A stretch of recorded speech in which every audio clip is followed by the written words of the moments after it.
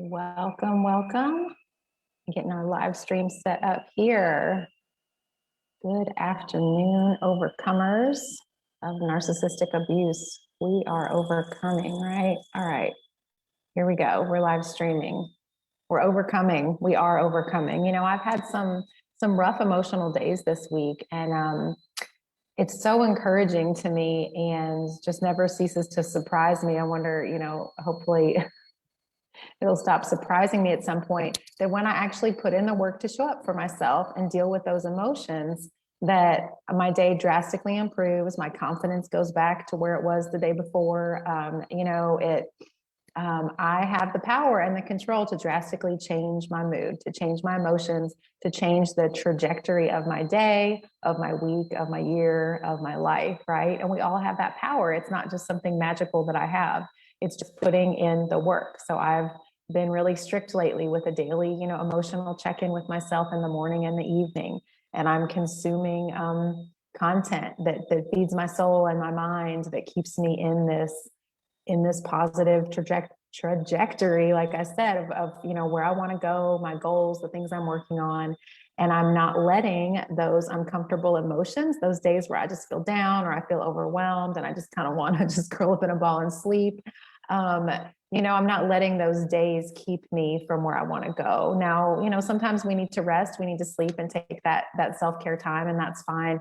But it's also a huge act of self-care to show up when we know there's stuff that we want to do, and just kind of receding into ourselves and sleeping and, just hibernating, withdrawing from life is not going to help us reach our goals. So we have to really take an honest assessment when we're having those emotions about whether we need to hold ourselves accountable to pushing through and do the work to feel the feelings, acknowledge them, but also focus on our goals and what we can control and take action.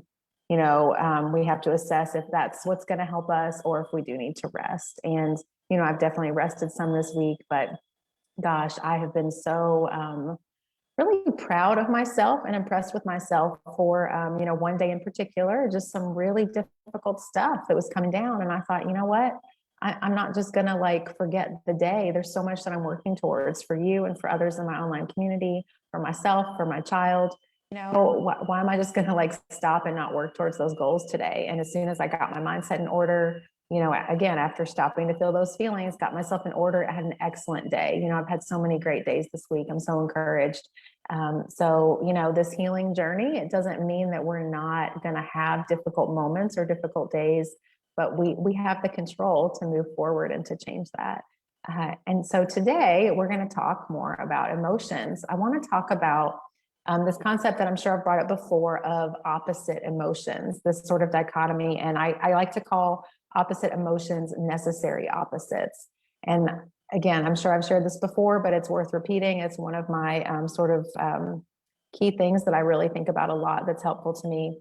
So back when I was in college and undergraduate school, getting my art degree, I really developed this body of work that was focused on the idea of necessary opposites of pain and beauty, sadness, joy, all of these opposites really working together in our lives. And that the idea of them being necessary opposites is that we need those more negative or uncomfortable or unwanted emotions and experiences in order to appreciate the comfortable, the joyful, the beautiful, the wanted, positive experiences and emotions, right? Like if everything was happy all the time, we wouldn't appreciate it for being happy, because we wouldn't know what it was like to be sad, to not have that happiness. Does that make sense? For example, this makes me think of the seasons and how our seasons change. And I live in an area of the world where we experience all four seasons. I'm in Kentucky in the US, and we definitely have four distinct seasons. Now with global warming, there are some changes to that, but we have four seasons. And I appreciate each new season that comes for its differences from the previous season, because it's a change. And I remember years ago talking to a friend who had lived a lot of his life in Florida. And he said, it's like there's this just perpetual state of summer. And it was kind of disturbing to him, even though he enjoyed, many aspects of living there. And he noted that living in Kentucky and in, other states, in the US where there were the four seasons, there was just a different ebb and flow to life. And there was something that felt kind of off to him just in his spirit, as a human, to live in that perpetual state of summer. Like that's not, realistic. It's like you need that balance, and that makes me think about the emotions. We can't stay in this perpetual state of happiness, or we wouldn't even appreciate it anymore.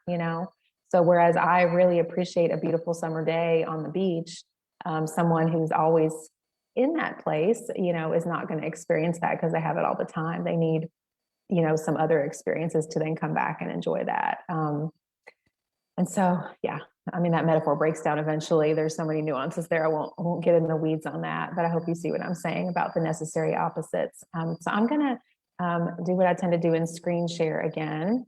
And let's see. Make sure I'm screen sharing and not just, okay, here we go. You all see that?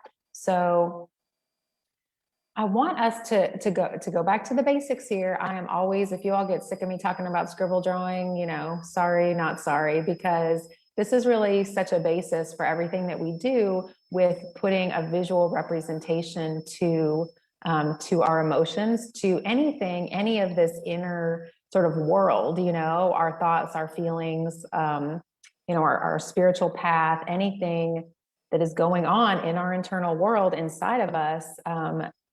Going back to these basics of using different colors, shapes, and lines to represent that is really key. And I go back to this, every day, like almost every day, even in phases where I'm not creating larger, more thoughtful pieces of artwork, which, side note, I'm getting to the point where I really need to do that. I'm about to work on a mural here in my studio, but after that, I really need to do something else that's more for me, that's a larger piece. But what I do make time for, I'm able to do on a regular basis throughout the week, is just these simple feelings check-ins, where I use line, shape, color. A lot of times you all see me work in a mandala, a circle shape. I really like that. I'll show you one of those in a minute.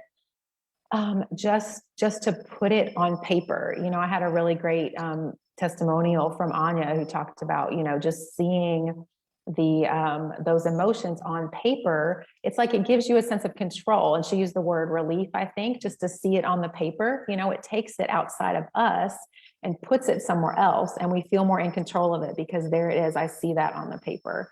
And so that is a regular practice that is so helpful to just get us back down to like the root of what's going on in our inner world. Okay. So here on the screen, you see, now I just did this as an example a few minutes ago. It kind of been in my head for a few days, and I just put it down on paper and took these photos so I could show you. So this is not, what I'm showing you here, the next few images are not something that I actually processed myself. This was for the sake of example for this live video.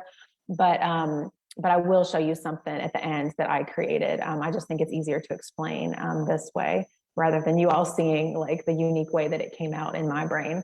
So this is an example. I just did two sort of scribble area lines of two colors that I saw as opposite that could represent two opposite emotions. And so I didn't have the labels here, but at the end you'll see I'm looking at the actual paper here. I added fear and joy labels to it. So the black being fear and the pink being joy.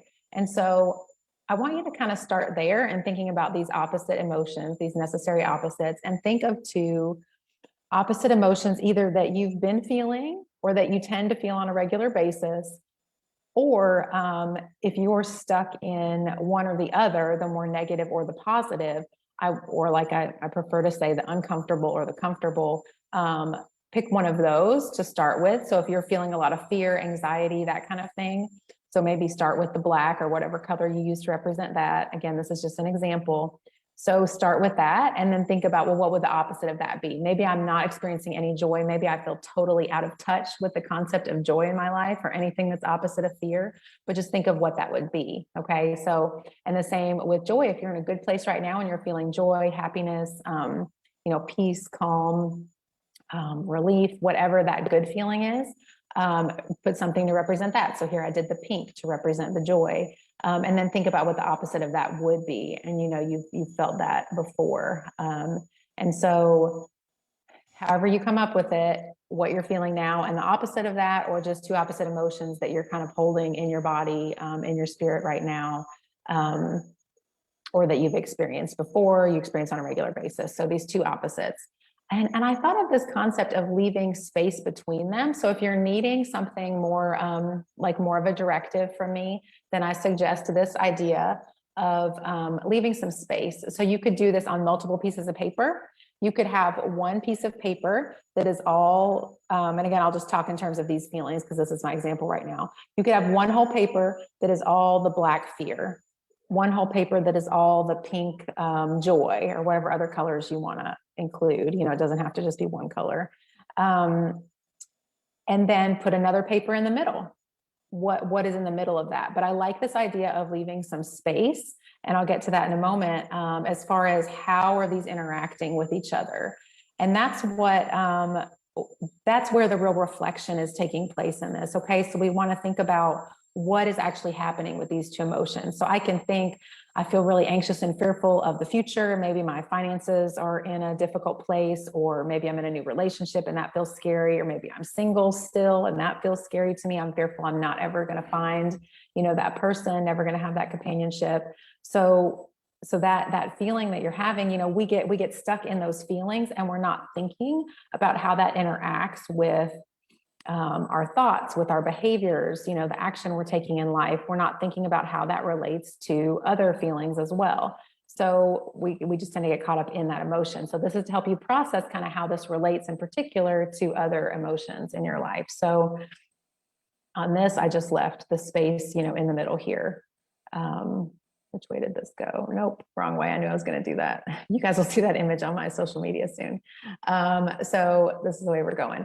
So what I did, I thought, you know, if I'm really in this fear, if I'm in this negative place, which, you know, the most helpful time to do this type of activity is if you're more in that uncomfortable emotion, right? So I just thought of, well, how would I extend that color, and how's it interacting with the joy? So what I did here is I just sort of scribbled it over, like it's sort of attacking and looming over the joy. But then I thought, you know, it's not totally obliterating it. Maybe for you, it would obliterate it. You know, and this is something that can change over time. You could come back to this drawing. But for here, I just thought, you know, when I experience extreme fear, it's like it's hovering over and threatening the joy and all the good feelings that I want, that are down there somewhere, or that I feel in like fleeting moments, right? But it doesn't overtake it for me. And again, maybe for you it does, but this is just what I thought. And so again, the point here is to think about how those emotions are interacting with each other. Maybe your joy fights back more, you know, so maybe the pink could come out more for you. You know, there's no wrong way to do this. This is just an example of how it could go. So something in that middle space, or that middle piece of paper, to show how those feelings are interacting. This could also be more of a representational thing. You can write words too. I do encourage you to draw, but you can write words as well if that helps you. It could be representational as far as drawing some sort of symbol or image, even like a stick figure, to represent like a person or an experience, you know, that's standing in the way. So if there's a certain experience you've had that is sort of keeping you in that fear, you could draw something to represent that. You know, anything goes here, but I tend to think in terms, again, of these scribble drawings. I think that is really helpful because emotions are, you know, they're so elusive, right? They're abstract, and they affect very concrete things. They affect the way our body physically feels. They affect, you know, the thoughts that we have that we can actually formulate into words and write down or speak. They affect our actual behaviors, how we interact with others, how we show up in the world. But the emotions themselves are just kind of elusive. And I really feel like these scribble drawings, so to speak, are very a good way to represent those. I've got some people outside my studio here that are kind of distracting me. Like, what are they doing? It's good that they're hanging out, but okay. So here, it might be kind of hard to see. It's light on my screen. It's probably darker for you all on the recording. So I labeled the black as fear. I went back and labeled the pink as joy. And then I thought of what's another emotion that comes in here. So I thought about how those two are interacting, but what else is present? Because it's not that simple. So maybe you have multiple emotions here. Maybe you started out with more than just two, the two opposites. Again, take this in the direction that feels right to you. As long as you're kind of going with this general concept, there's not a wrong way to do this. I'm just trying to get your wheels turned and give you some ideas of how to let this out. So I added, it's on my screen, or in real life, it's like a light green color. I've got the real one here. You can see more of the green. It was like a yellowish green color. And I actually put that down before for me, I think in feelings first and then words. Maybe you're a words person and then the feelings. So however you want to do it. But I just thought there's something else here that is kind of positive, and I didn't know what to name it yet. And I scribbled that light green around, and then I thought, well, this is hope.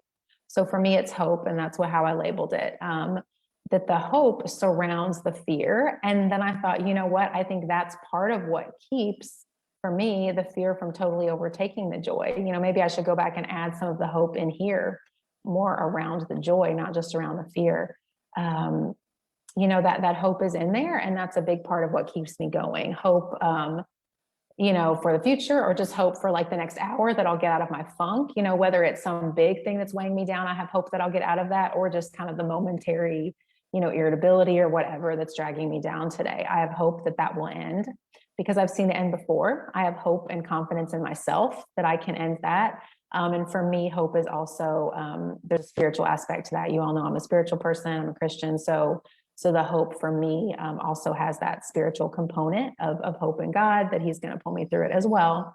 But also hope and confidence in myself and my ability to act. So I hope this makes sense to you. I hope this is helpful. And again, in just a second, I'll share an image that I actually did this week, processing a couple of opposite emotions of my own. But this fear and joy was just an example of how to put it on paper. Again, it can be like a scribble or this. I mean, I just did kind of lines, just enough to sort of show it. You could do it in a circle, in a square, in a rectangle. If you need it to be kind of more neatly contained, you could just fill in like a solid shape with that color. Like, this is the feeling, okay? Or you could do a more expressive scribble to show, like we talk about, how would that line move across the page if it felt joyful or if it felt fearful or hopeful, all right? This, I was much more kind of crude with it. I was just filling in color. So the emphasis here is just to think of a color to represent each emotion, think about how they interact, add in other, emotions that contribute to that as you're working. And then of course, spend some time writing. There's so, like, even as I was talking about it, so this was just an example, so I didn't sit down and do the writing, but even as I was talking about it, you all heard me say, oh, maybe the green, the hope, should be over here more around the joy. And now it's actually kind of bothering me looking at it. I'm like, yes, that should be there. So if I was doing the writing and that came to me afterwards while I was writing, I would stop the writing and I would go back and add that in and then continue writing. Okay. So this is a fluid process. We let, the artwork continue to speak to us and tell us what it needs, and in the writing process. And so that means sometimes we go back and make changes to the artwork, and that's okay. These are ever evolving. When I do larger pieces of artwork, I don't tend to do this as much, just like with things like this in my sketchbook. But when I do larger pieces of artwork, like some of these paintings you see behind me, I will remember, like, that painting was this feeling of fear, for example, and I will go back to that weeks later. I've even done it years later, and I know that paper, that painting, that drawing is about fear, and I'll go add to it and update it, or maybe I'll change it. You know what, that fear went away and now I have this relief or this joy, and so I'm going to change it into that now. And so for me, I'm a very experiential, visual, tangible kind of person, and so I think of that piece of artwork as representing this, and as I continue to work on that issue, I'll go back to it. So you can do that at that extreme level if you'd like, if that feels right to you. But also, like I was saying, just as you continue writing and reflecting, go back and change the work. This is not something that you're doing for the purpose of showing others. It's not for the purpose of putting it in a gallery per se. I mean, some of this work that started out, not with that intent. It has shown in galleries. I have sold it, but that wasn't the intent in which I created it. All right. Just like I said, the mural that I'm going to do here, it's going to be on this wall to the left of me. I'm going to need to, I said, I'm going to need to do some of my other artwork after that, because that mural has a specific purpose and I'm excited about the image and what it's going to communicate to my community here that sees me at my studio, or that, sees my studio, comes into it. But that's a different type of art. So that's an art that I planned and sketched out. And I have like a grid to transfer my sketch, and a photo that I'm doing it from onto the wall. Like, it's a very planned out thing. And it's communicating some thoughts, a concept that I really want to communicate. But that's a lot different than when I just go to the paper, go to the canvas, the block of wood, cardboard, whatever I'm working on, with the intent of expressing my emotions. So those images, we want to be open to the process that it can continue to change. All right. And we're not tied to it looking like a certain thing, because we can be surprised on how it comes out, yeah. So, all right, I'm going to switch to, this last image. So this is what made me think, we could go back and revisit in the group that concept of the necessary opposites. Because so the other day, I was needing to draw a circle. You can't really see it there underneath the yellow. There was a black circle with a Sharpie that I did. I got some new big fat Sharpies. I like the big wide ones, the big wedge tip. And I just wanted a circle again, wanted to contain some emotions. And because I think more in feelings and colors first and then words, I was not able to label the feelings at the beginning. I just picked up the red because that's what called out to me. Now, if you think more in words first, think about the feelings. Like I said, you might think of fear and joy or whatever, like in my other example, you may write those first and then choose to illustrate them. I do encourage you though to experiment with, like in the session 1 where we do the body scan, right? We think about how we feel in our body to kind of go with how you're feeling, not just to think in terms of words. But if you immediately have a word that comes to your mind after feeling your body and your emotions, then go for it. Okay. I have to work backwards a little bit. So I thought of that red first, and I started filling in the circle. And then I thought, whatever this red is, it's not the whole circle, it's half the circle. So I started filling it in, just half the circle, and I colored it really solid. I have another photo I'll probably post in the group that was taken at an angle, and with the lighting, you can really see the texture and how thick the oil pastel was on that paper. It was very thick. And I just colored really hard and colored that in. And I think at the point where I colored that in, I knew it was pain. I waited and labeled it at the end though. And then I thought, well, what's something that's opposite of that? And I picked up the light blue. And as you all know from me sharing previously, reds and oranges can represent one type of thing for me, and blues another. Neither one of them bad usually, although in this, the red, pain is the word that came to me. So I wrote peace. To me, peace felt like the opposite of I was thinking emotional pain that I was feeling that day about a particular situation. So the peace, and I filled another half of the circle with peace. And then I just felt like, similar to how I added the green, the hope, to this one, I felt like there's something else there though. There's something else there. So again, this is just a different way to kind of do that same thing. These two emotions, the way they were interacting was right up against each other, because I was already aware, okay, these opposites, they need each other, they work together. And I was like, what else is there? What other emotion? What else do they need? What else is it trying to tell me? What else is a product of this dichotomy of these necessary opposites, the pain and the peace? And I just picked up that yellow. The yellow called out to me. And then again, after that, I thought, well, what is this feeling? What is this word? And it was power. And so again, back to the idea of necessary opposites, that they're needed, that this pain and this power work together for me, or this pain and the peace work together for me and create a sense of power in my life. So here I put the writing. I believe I did a little more writing than this, but this was kind of the beginning of it.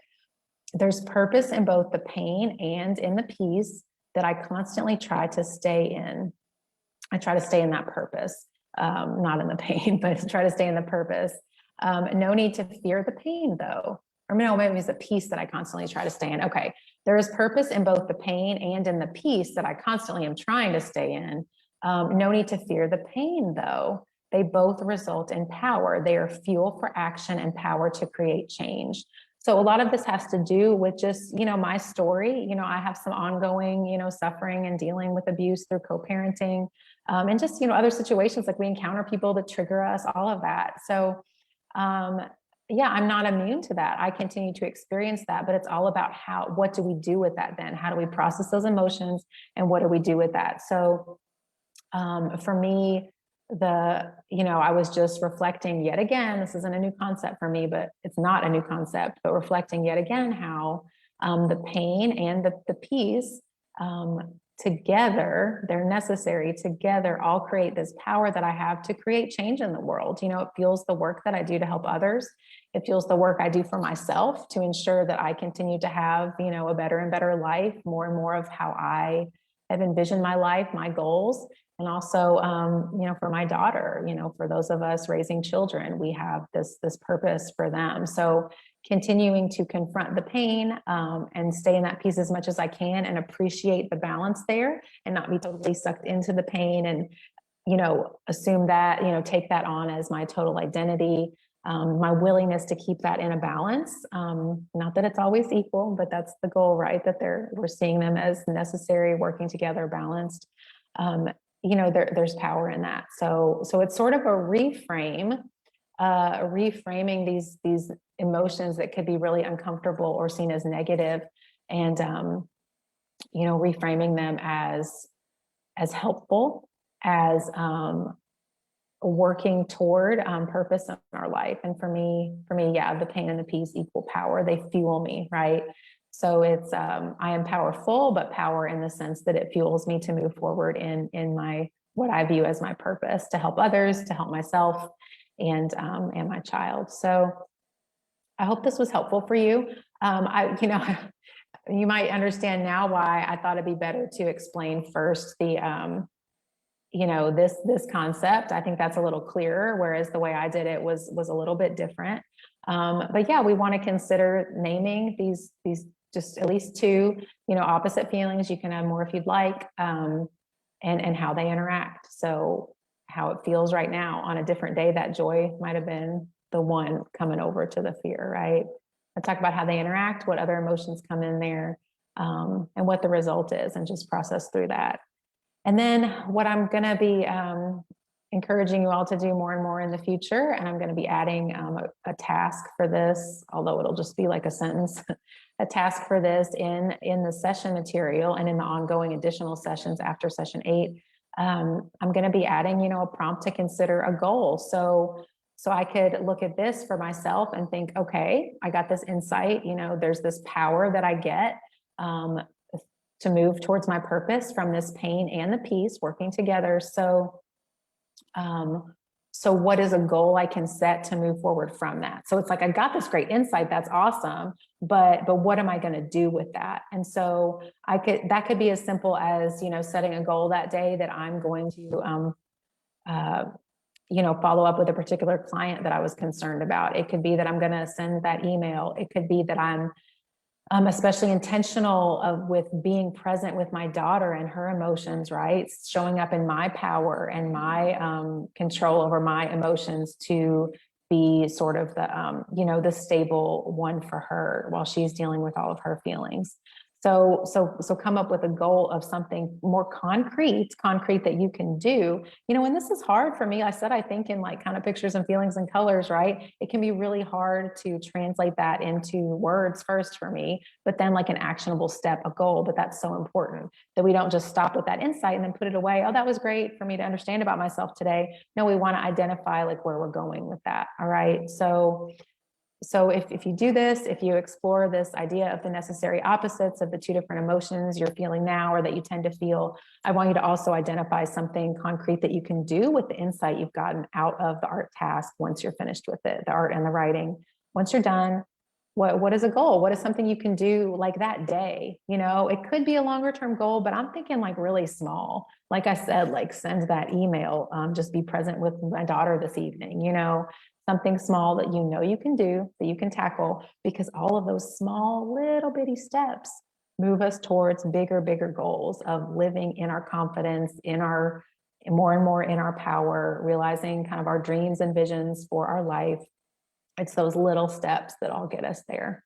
All right, so goals, we want to make sure that we're identifying our goals and our actionable next steps. All right, that is all I have. Please let me know about any questions you have. And something I mentioned last week that I want to emphasize again is that I am now able to, I've freed up some time in my schedule, or just going to try to organize that well so that I can fit in one-on-one coaching sessions with you all if you would like. This is an additional fee.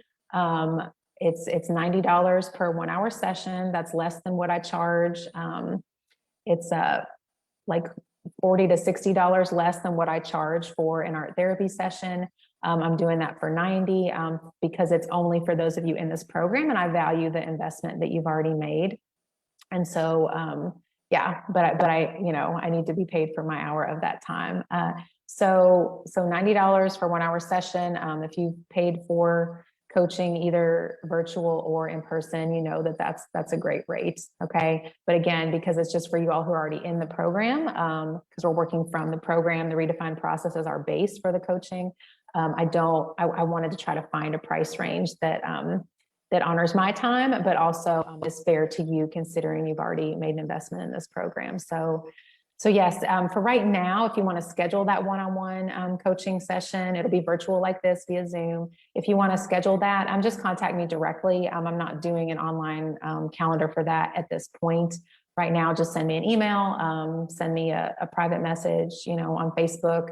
Either my personal account, Jennifer Kramer, is fine, or the Jennifer Kramer Art Therapy. I'll get it either way. Honestly, the personal account, I'll see it sooner. So you can do that, or send me an email. Just respond to any of the emails I've sent you about scheduling a coaching call, and we can do that. And that's a way to give you a little bit more, well, a lot more individualized support, especially if you're not able to make these group calls, but like you want to interact. Like, it's not enough for you to just like post a question ahead of time and then watch the recording, you know? So we can schedule that at a time that works for you. We can talk through whatever the challenge is. Even if your challenge, and I've said this before, you know, if your challenge is that you're just stuck and you're not moving forward with the material, you're not able to make much time for yourself, let's, you know, set aside, even though time is hard, set aside that 1 hour, 45 minutes to an hour to talk with me, and we can troubleshoot ways to sort of inch you into it. You know, it can be daunting to think about sitting down by yourself to do, you know, one of these redefined process sessions. If it takes you an hour or more, you know, if you really spend a lot of time in it, it can feel like that's a huge leap, a huge step to sit down and do that.